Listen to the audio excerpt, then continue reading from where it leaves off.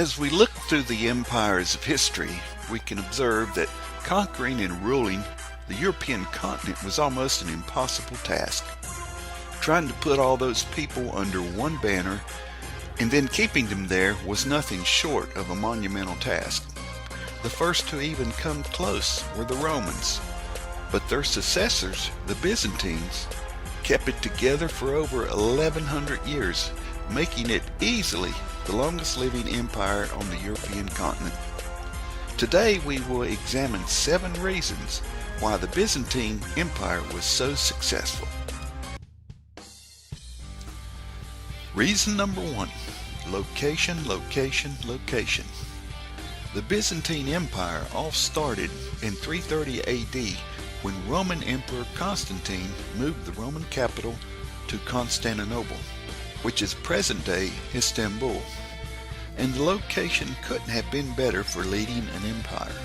It's on the Bosphorus Strait, which connects the Black Sea to the Mediterranean Sea, and it separates Asia from Europe. This provides the perfect vantage point for watching over an empire. It was not only an advantageous position economically, other kingdoms could easily be watched as they had to transport through Byzantine waters, and they could be taxed for doing so.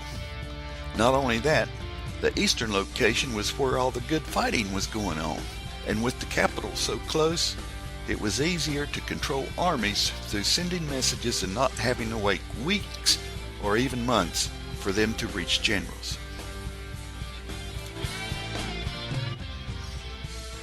Reason number 2, self-defense and security.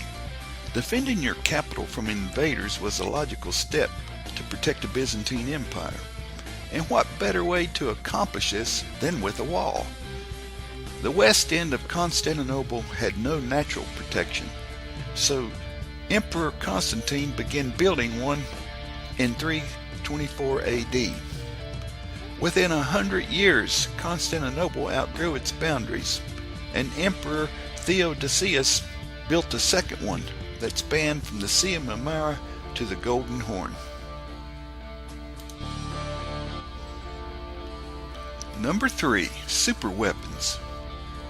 Like most great powers past and present, the Byzantine Empire made use of advanced weapons.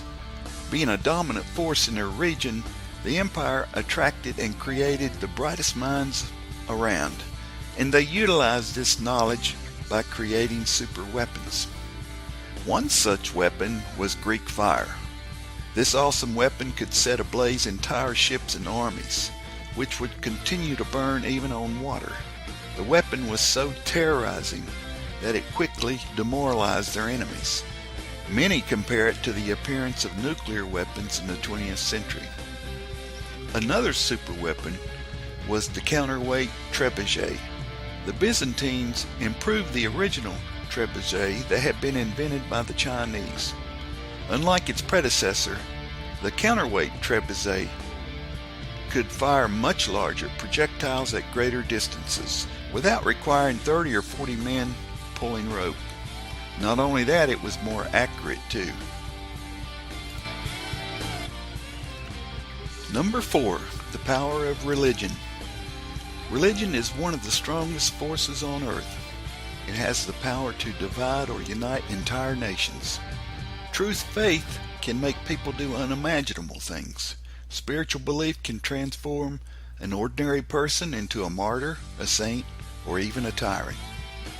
Emperor Constantine understood that if you can make an empire believe in the same God, then you can rule them through faith alone. Therefore, he standardized the Christian religion through the First Council of Nicaea. Over time, the emperor was seen as God's representation on earth. The emperor and the priesthood had their own autonomy, with neither one ruling over the other. They worked in perfect harmony for the greater good. Perhaps the greatest symbol of faith for the Byzantine Empire was the construction of the most amazing church in the world, the Hagia Sophia.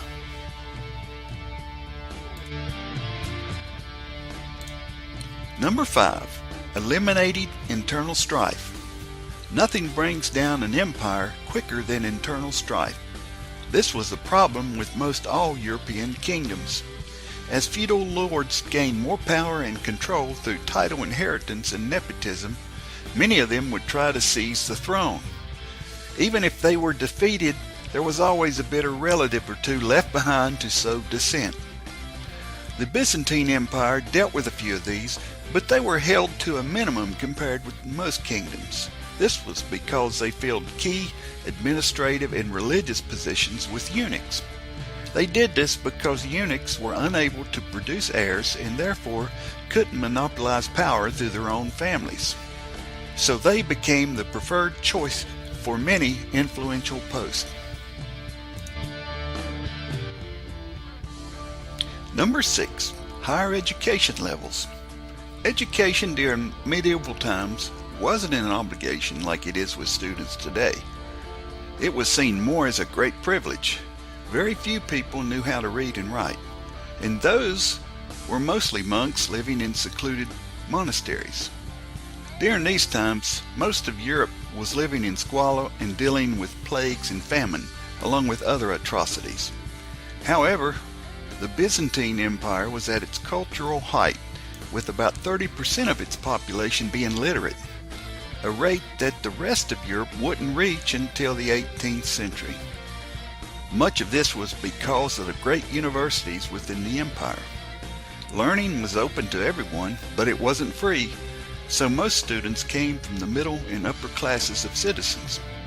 It is also important to note that women were allowed to study in the later stages of the empire. Number 7. Diplomacy. Many believe that Christianity was the greatest legacy left by the Byzantine Empire, but then there are others who believe it was their gift of diplomacy. There is no doubt that their ability to get along with neighbors was a big reason they lasted for over 1120 years. The Byzantines took advantage of diplomatic knowledge they learned from 3 ancient empires. From the Greeks, they learned the importance of using rhetoric as a tool of public diplomacy. From the Romans, they learned divide and conquer tactics to assist other states with civil engineering projects. And from Egypt, they adopted dynastic marriages and sophisticated ceremonies to impress foreign dignitaries.